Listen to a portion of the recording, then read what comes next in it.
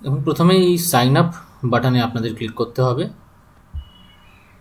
Click করলে এখানে আপনার নাম,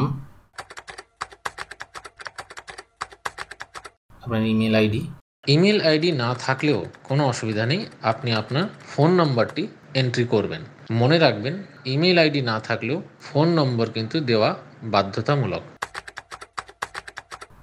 এবং আপনার মনের মতো একটি পাসওয়ার্ড আপনি দিয়ে দেবেন।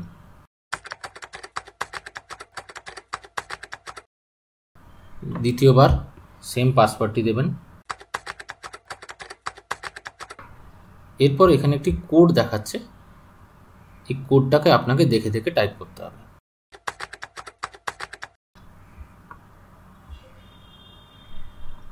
দেখুন, এটার পরেই কিন্তু আপনার অ্যাকাউন্ট ক্রিয়েট হয়ে গেছে, যেটা এখানে ক্লিয়ারলি দেখাচ্ছে। এখানে আপনি আপনার ইমেল আইডি বা আপনার ফোন নাম্বার এবং পাসওয়ার্ড দিয়ে ঢুকতে পারবেন।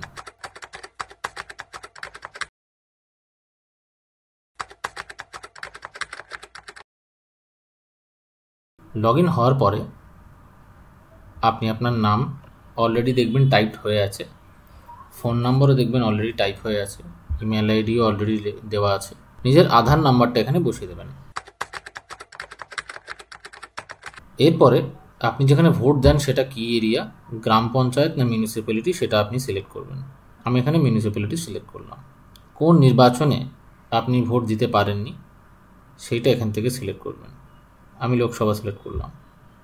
আপনার ভোটার কার্ড নাম্বার এখানে দেবেন। গ্রাম পঞ্চায়েতের নাম বা আপনার ওয়ার্ডের নাম্বার দিতে পারেন, ব্লকের নাম দিতে পারেন। আপনি আপনার জেলা সিলেক্ট করবেন, লোকসভা কোনটি সেটা এখান থেকে সিলেক্ট করবেন, বিধানসভা এখান থেকে সিলেক্ট করবেন, কোন বিধানসভার মধ্যে আপনার ভোট। আপনি অ্যাড্রেস লিখবেন এখানে আপনার, দয়া করে পুরো অ্যাড্রেস লিখবেন, আমি এখানে পুরোটা লিখছি না। এবং আপনার সমস্যার বিবরণী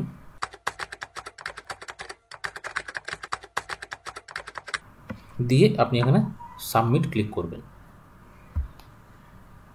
এবং ক্লিক করার পরে এইখানে এরকম একটা মেসেজ শো করবে এবং একটি নাম্বার শো করবে, তার মানে আপনার যে কমপ্লেন সেটা জমা পড়ে গেছে। ধন্যবাদ।